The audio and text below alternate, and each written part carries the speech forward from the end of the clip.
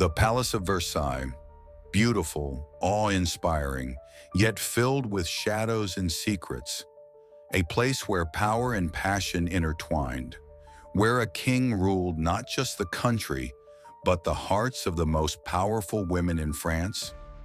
The secrets of those women? Well, they weren't meant for public eyes. But what if I told you that the history books have kept some of the most scandalous, dangerous, and fascinating stories of King Louis XIV's mistresses locked away in silence? In the glittering court of Louis XIV, everything seemed perfect. The palace sparkled with gold, the king reigned with absolute power, and the nobles pranced in elaborate silks. But behind the perfect facade, a different world was unfolding. One of lust, power struggles, and fierce competition. Among the courtiers, there was a select group of women who wielded extraordinary influence, the mistresses of the Sun King. Their names, hidden in the shadows of history, were kept secret, overshadowed by the brilliance of the monarchy. But what if those women weren't just mere distractions, but powerful players shaping the course of France's history? They weren't just bed companions, they were strategists, spies, and some even the king's most trusted confidants. One woman stood out above them all, though her name has often been forgotten: Louise de La Vallière. She was not born into wealth or nobility, yet she captured the heart of the most powerful man in Europe. Her rise to prominence was anything but ordinary. But before she became Louis's most favored mistress, Louise was just a young, naive girl, barely 18, with no real understanding of the dangerous world that awaited her. She had no idea that by accepting the king's attention, she was stepping into a brutal competition, one where love was a weapon and betrayal was a constant threat. But it wasn't just about the king's affection. It was about power, control.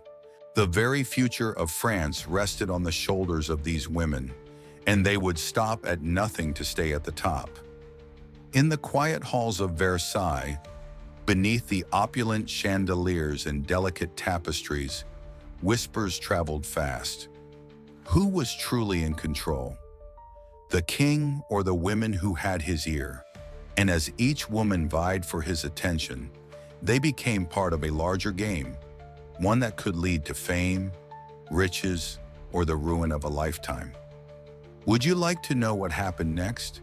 Then make sure you subscribe, because you won't want to miss the shocking truths behind Louis XIV's secret world. And don't forget to comment your thoughts below. What do you think these women were really after? Power, love, or something darker? The name Louise de La Vallière is one that often fades into the background of history, overshadowed by more famous figures. But her story is the very beginning of a tale filled with power, betrayal, and love. Louise was just an innocent young lady, fresh from a convent, when her fate collided with that of Louis XIV. At first, it wasn't love that united them, but a simple glance, an exchange that would change both their lives forever. She wasn't the most beautiful or the most well-connected in the court. In fact, she was often overshadowed by the dazzling presence of other women. Yet it was her simplicity and sincerity that caught the king's attention. She wasn't like the other women at Versailles, those who danced and schemed for power. Louise had a quiet grace that drew Louis in, though she never truly understood the depths of the storm that was brewing. It began with whispers in the corridors of Versailles. Louise, a young, innocent girl from a noble family, had caught the eye of the king. It was an innocent flirtation at first, nothing more than a few stolen glances, a couple of private meetings. But for Louis, the chase was everything. He thrived on the conquest, and once he set his eyes on Louise, there was no turning back. Their first encounters were discreet, but soon the whispers grew louder. The king would send for her, and she would arrive in the most beautiful rooms, adorned with velvet and gold, surrounded by the finest silks and perfumes. The luxury was overwhelming, yet Louise remained unshaken. She was a simple girl, untouched by the extravagance of Versailles, and the king, who had been accustomed to women eager to please him, found her resistance thrilling. But there was more to it than that. Louise's beauty lay not just in her appearance, but in her ability to remain untouched by the decadence that surrounded her. While other women sought to win Louis's favor through flirtation and manipulation, Louise seemed indifferent, and that perhaps was what made her so irresistible. To Louis, it was a game he had to win. But Louise's rise to power came at a cost. As she spent more time with the king, she became more entrenched in the world of Versailles, an unforgiving place where loyalty was fleeting and betrayal always lay just around the corner. Her relationship with Louis was not one of pure romance, but a calculated move in a larger political game. Each woman vying for the king's favor knew that only one could remain at the top. And Louise was soon to find out just how far others would go to dethrone her. One of the most powerful women in the court, Françoise Athénaïs de Rochechouart, was already making her own plays for the king's heart. She was everything Louise was not: bold, brash, and beautiful.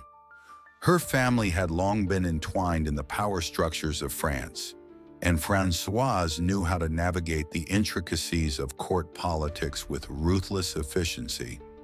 She had already become a favorite of the king, but she wouldn't settle for second place. Louise knew her time with Louis was limited.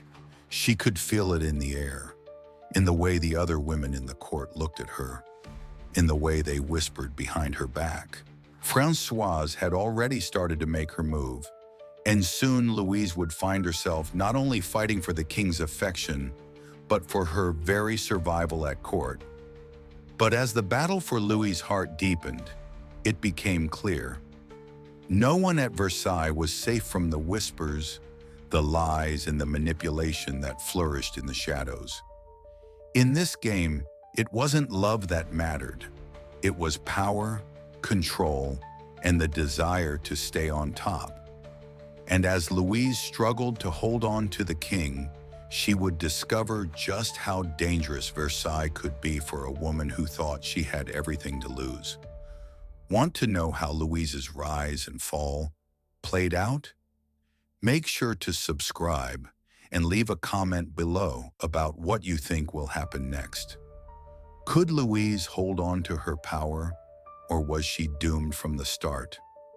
The battle for Louis XIV's heart was far from over, and Louise de La Vallière, now deeply entwined in the king's web, had yet to face the full force of the storm gathering around her. Despite the quiet strength that had made her Louis's favored mistress, the court of Versailles was a place where power shifts were as unpredictable as the seasons. And as Louise's position became more precarious, the women at court were beginning to make their moves. Françoise Athénaïs de Rochechouart, whom everyone called Madame de Montespan, had been waiting patiently in the shadows, watching the rise of Louise with a mixture of amusement and disdain. Montespan, with her beauty, her intellect, and her keen understanding of Versailles' cruel game, was a woman who would stop at nothing to secure her place by the king's side. But Montespan was not the only threat. Another mistress, Madame de Soubise, a strikingly beautiful woman with eyes like deep pools of mystery, had caught the king's eye. And though she was not as politically savvy as Montespan, she had a quiet allure that could not be ignored. Her delicate innocence contrasted sharply with the schemes unfolding around her, but her position was anything but weak. For Louise, the competition was fierce, but she remained determined to hold her ground. She had been loyal to Louis, loved him with a quiet passion, and even if her heart was heavy with the weight of her own insecurities, she would not let him slip away. But Versailles was a place where a woman's heart meant little when compared to the politics of the court. Love, as Louise would soon discover, was not the most important currency in the king's world. As the months passed, the king's attention started to wane. He would spend hours with Montespan, whispering sweet nothings in her ear, while Louise could only watch from afar.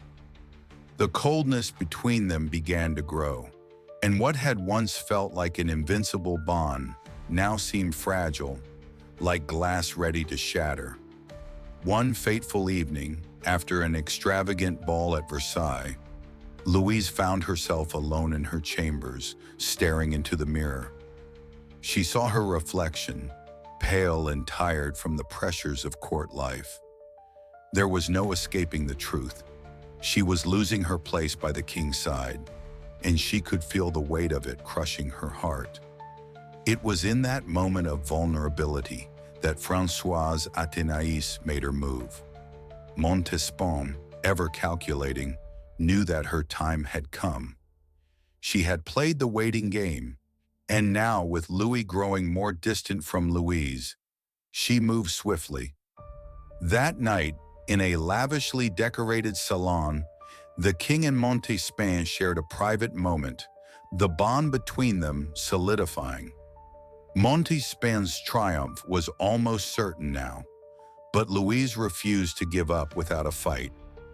She had been at Louis's side for years, and she wasn't about to let another woman take everything she had fought for. She confronted the king that very night, with her heart pounding in her chest and her breath shaky with fear. But it was more than just fear, it was desperation. She had loved him with a purity that only a few women at Versailles could understand. And now she had to convince him that she was still the one who mattered. Her words, fragile and trembling, fell upon Louis's ears. She spoke of their time together, the bond they had shared, and the love that had once seemed unbreakable. But the king, cold as ever, turned away. His heart had already moved on, his eyes now fixed firmly on Montespan, who stood as the new queen of his affections. It was a devastating blow, one that would forever change the course of Louise's life. She had given everything to Louis, and in return, she was left with nothing but the memory of a love that had faded like the petals of a dying rose. But she would not leave Versailles empty-handed. There was still her dignity, still her place in history, and above all, her future to consider. However, this was far from the end of the story. Louise, broken-hearted but not broken, would soon discover that in the world of Louis XIV, nothing was ever truly over. There were always new opportunities, new alliances to be made, and new players entering the game. But as Louise walked away from Louis's embrace for the final time, she realized that in this dangerous game of love and politics, only the strongest would survive, and she was far from done. What will happen to Louise next? Stay tuned, subscribe now to find out, and share your thoughts below. Who do you think will emerge victorious in this cruel game of love and power? Louis XIV's heart, once belonging to Louise de La Vallière, had now fully shifted to Françoise Athénaïs de Rochechouart, known to the world as Madame de Montespan. The delicate balance at Versailles had tipped, and Louise was left in the shadows, her heart aching from the painful loss of both the king's affection and her once untouchable position. Yet in the treacherous world of the French court, this wasn't the end of the story. In fact, it was just the beginning of a new and even more dangerous chapter. Montespan, now firmly installed as the king's mistress, reveled in her newfound power. The women of the court, once her competitors, were now her subordinates. She moved like a queen among them, her every word and gesture calculated to strengthen her position. She had won the king's heart, and the rewards of that victory were endless. But Montespan was no fool. She knew that Versailles was a place where power could slip through your fingers as easily as it was gained. She had to maintain her position, and the only way to do that was to keep Louis enchanted. While Montespan thrived, Louise's world was in turmoil. She had lost the man she loved, and with him, much of her sense of self. But her fall from grace did not mean the end of her influence. At Versailles, the walls whispered, and there were always ways to climb back into favor, even if it meant making alliances with those who had once been your rivals. In the quiet corners of the palace, Madame de Soubise, the beautiful and enigmatic woman who had been overlooked by the king in the past, began to rise. Unlike the calculating Montespan or the innocent Louise, Madame de Soubise played the game in her own way, quietly without the overt displays of emotion that characterized so many of the other mistresses. Soubise was a woman of few words, but her beauty and mystery drew Louis in. There was something about her that intrigued him. She wasn't as brash as Montespan, nor as demure as Louise. Instead, she embodied a perfect balance of seduction and restraint. She never seemed to need Louis's approval, and that in itself was enough to make her irresistible to him. But what was most intriguing about Madame de Soubise wasn't just her ability to captivate the king. It was her understanding of the true game being played at Versailles. Unlike many of the other women who sought to capture Louis's affections out of love or lust, Soubise understood that power in the king's court was a far more valuable prize. To be the king's mistress wasn't just about being his lover, it was about controlling his decisions, manipulating the very future of France. As Soubise grew closer to the king, Louise watched from the sidelines. She had always been a woman of love and loyalty, but now she saw the world for what it truly was, a place where power trumped all, and where love was just another tool in the game. But Louise's heartbreak had hardened her, and she knew that if she wanted to survive in this dangerous world, she would have to play the game just as ruthlessly as the others. Yet, while Louise pondered her next move, Montespan was already planning hers. Having secured her place as Louis's primary mistress, Montespan's ambitions had grown. She wanted more than just the king's love. She wanted power at the highest levels of court. She wanted to influence Louis's decisions, direct the course of the nation, and perhaps, just perhaps, even secure her position as the next Queen of France.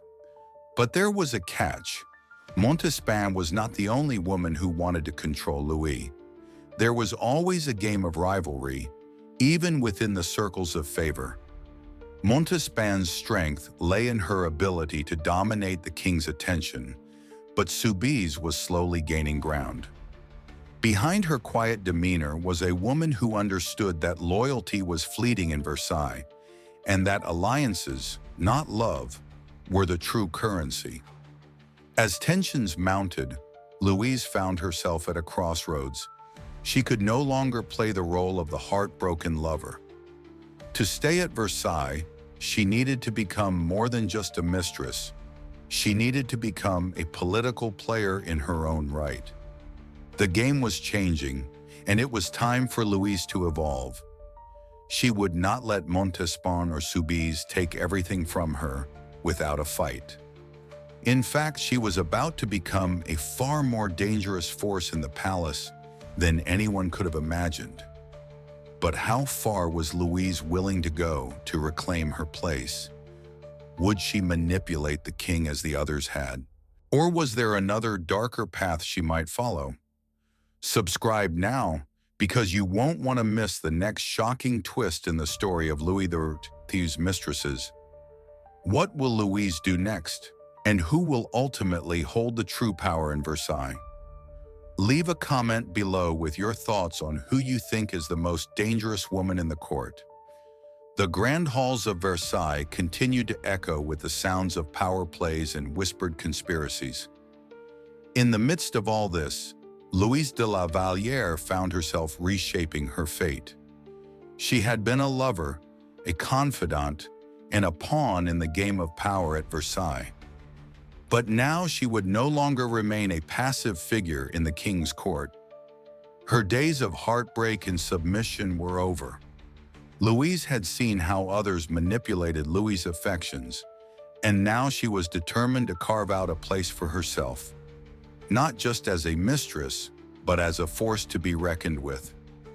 The king's heart might have strayed from her, but Louise had learned a harsh truth about Versailles. Affection was fleeting, but power could be seized, and with the right alliances, the right moves, she could return to favor, and perhaps even surpass those who had once threatened to oust her. But the road to reclaiming her position was treacherous. Françoise Athénaïs de Rochechouart, Madame de Montespan, had already solidified her position as the undisputed favorite of the king. Montespan was no longer just a lover. She was the queen of Louis's inner circle. Every decision, every appointment, every indulgence seemed to pass through her hands. Montespan wasn't just influencing the king's personal life. She was beginning to shape the future of France. Yet for all her power, Montespan had one significant flaw: her ambition. Montespan was consumed by the idea of power. She wanted more than Louis's affection. She wanted to be the ruler behind the throne. She sought to manipulate the king into making decisions that would benefit her, and in doing so, she began to alienate those around her. It was during one of the king's lavish state dinners, where political maneuvering took place just as much as the feasting, that Louise saw her opportunity. Montespan had just won another battle for Louis's affections, and the court was in an uproar. Everyone at Versailles knew that she had the king's ear. If anyone wanted to make their move, it would have to be now. But Louise wasn't alone in her ambitions.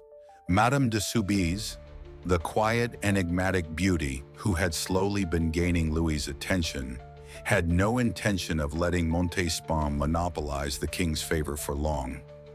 Unlike the brash Montespan, Soubise played a more subtle game. Her cool composure, her air of mystery, drew the king in like a moth to a flame. Yet she wasn't just a passive player. She had learned from the mistakes of those who had preceded her. As Louise observed the court, the strategy became clear. The king's heart was not just a matter of affection, it was a matter of strategy. If she wanted to regain her place in Louis's favor, she would have to outmaneuver Montespan and Soubise, two women who had already played their cards expertly. But Louise had something they didn't, a connection to Louis that was built on history. She had been the one to capture his heart in the first place. While the others may have been more powerful or more clever, Louise knew Louis better than anyone. She understood the delicate balance of his emotions, the subtle shifts in his moods, and she knew that, just as easily as his heart could turn away, it could also be won back. Determined to prove her worth, Louise began to re-enter the king's life.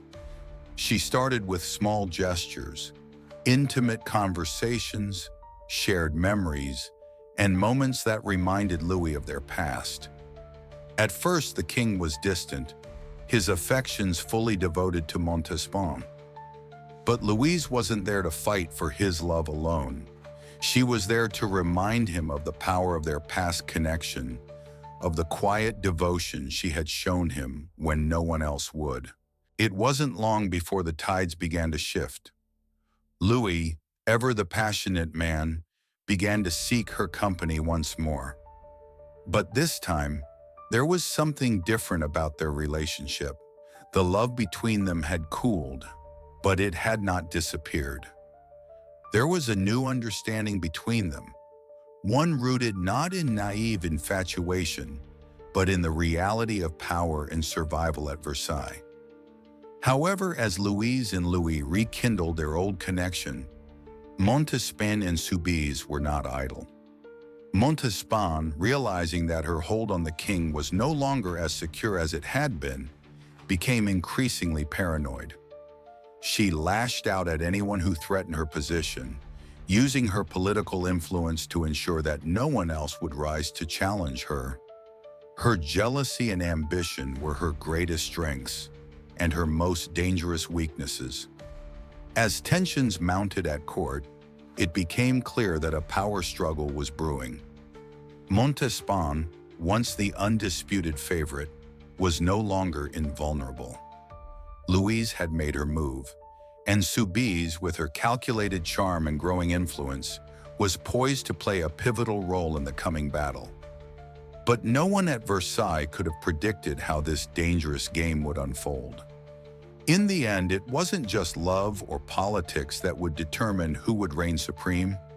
It was betrayal, ambition, and the insatiable hunger for power. Stay tuned, because what comes next will shock you.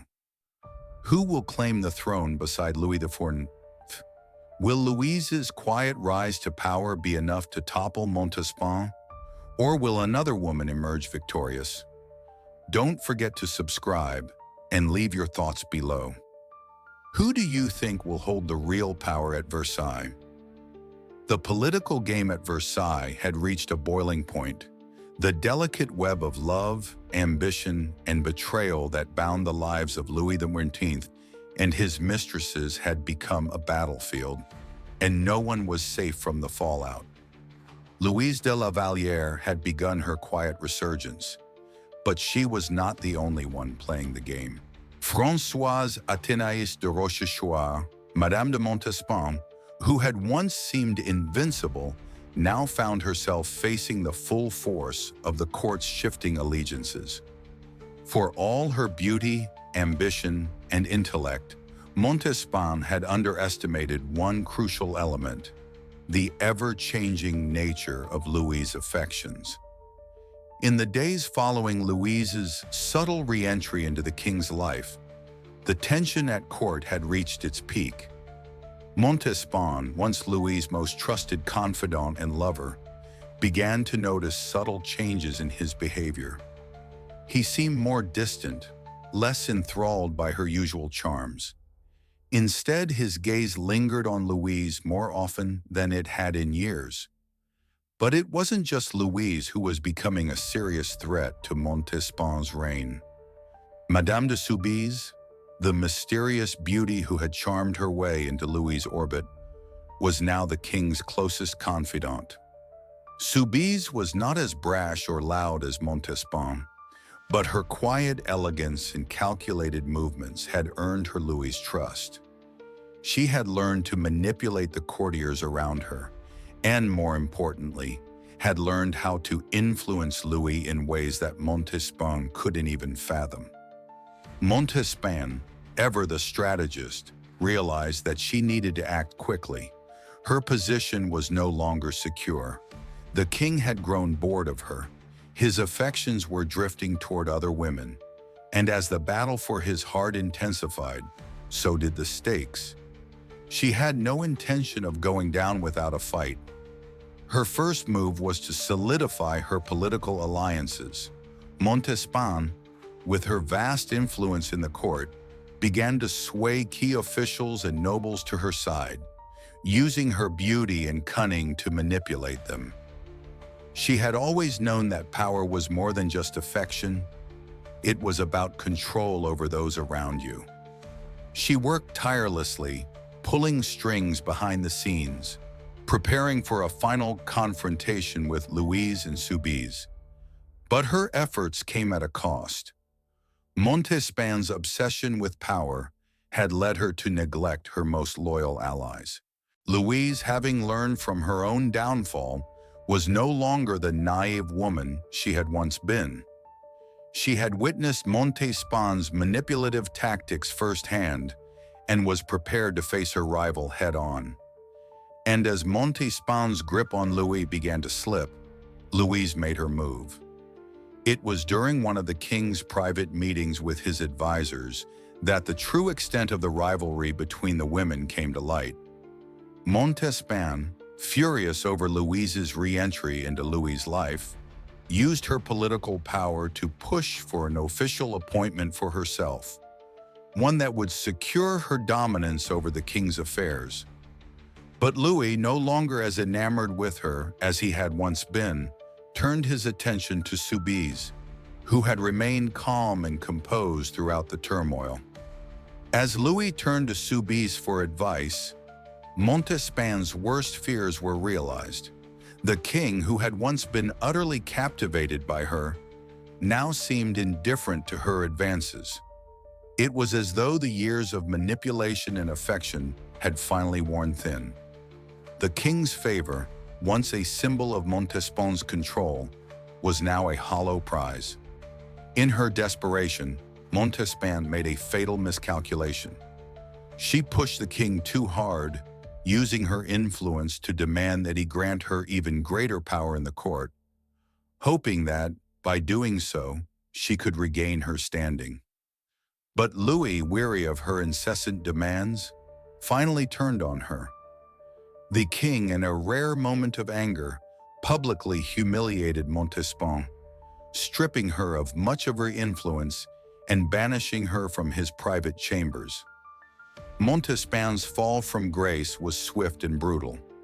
Once the queen of Louis's heart and the power behind his throne, she was now a mere shadow, clinging to whatever scraps of influence remained. She had been outplayed by the very women she had underestimated, Louise and Soubise. As for Louise, the culmination of her quiet struggle had arrived. She had not only regained her place in Louis's life, but had also witnessed the downfall of the once mighty Montespan.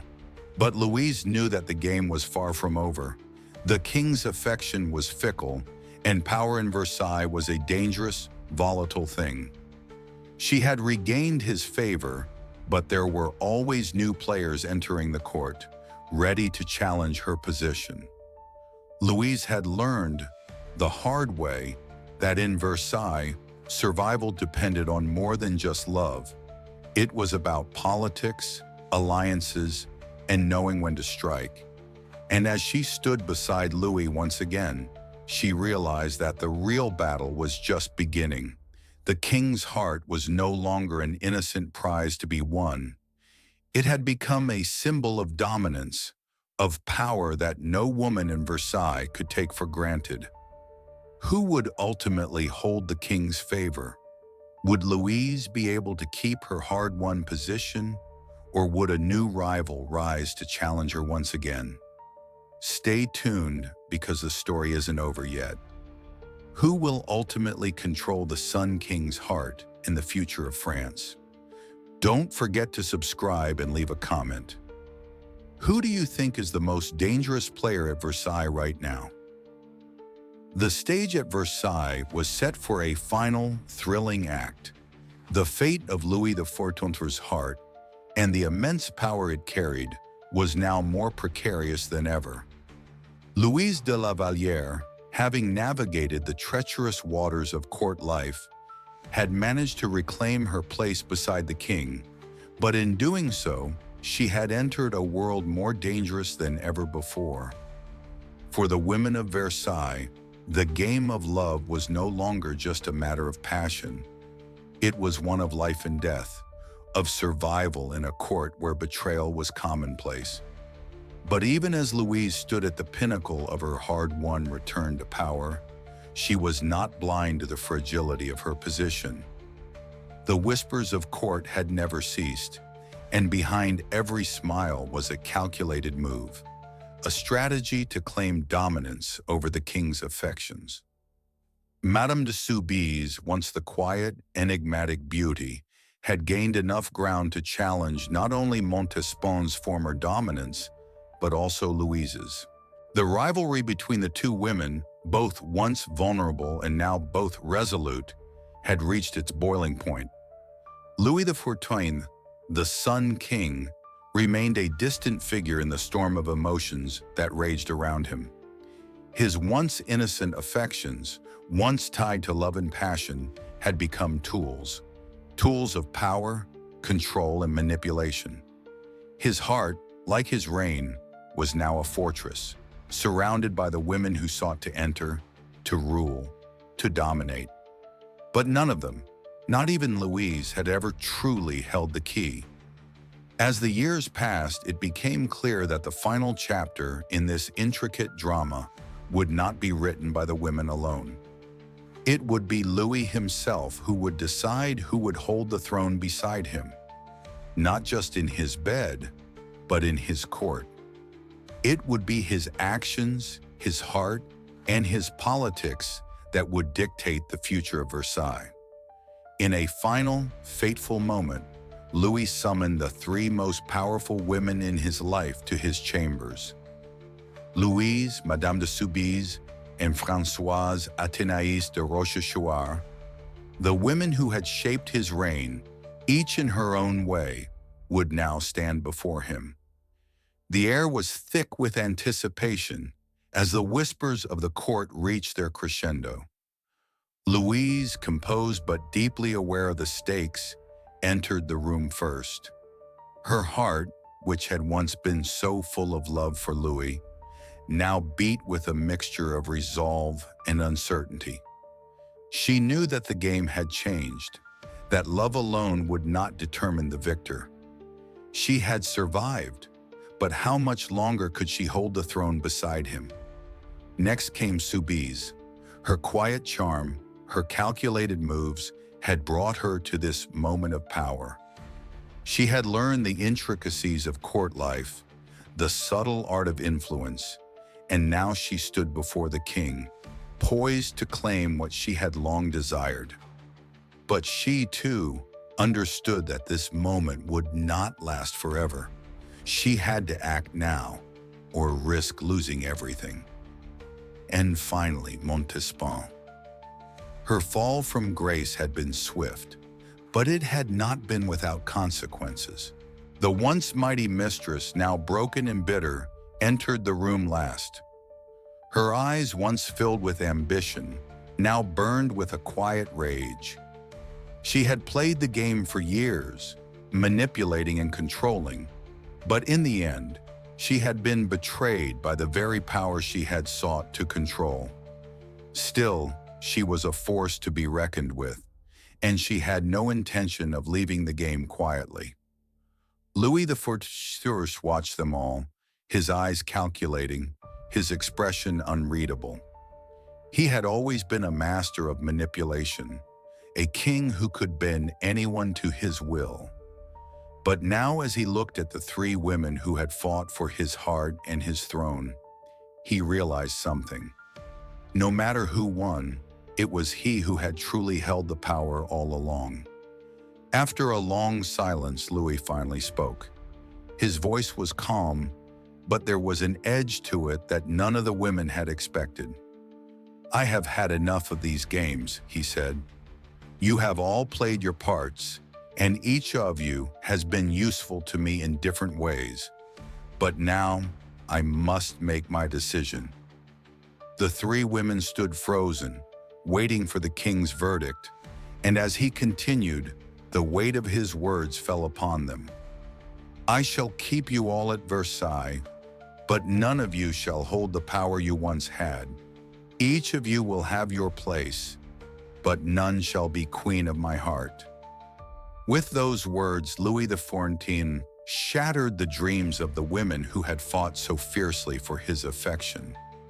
Louise, who had once loved him with all her heart, now realized that love meant nothing to him. Soubise, who had played the game so skillfully, found that even her calculated moves couldn't secure the throne, and Montespan, who had once been the uncontested favorite, was left with nothing but the remnants of a life she had fought so hard to control. But even as Louis made his final decision, one thing became clear. Versailles was never truly about love. It was about power, control, and the ability to outlast those who came before you. As the women left the king's chambers, each of them realized that the game was never about winning the king's heart. It was about surviving the court. And in the world of Versailles, only the strongest could survive. This is the end of the story of Louis XIV's Mistresses, but the shadows of Versailles never truly fade. If you want to dive deeper into the untold secrets of the French court, subscribe and join the conversation below. Which of these women do you think had the most power at Versailles?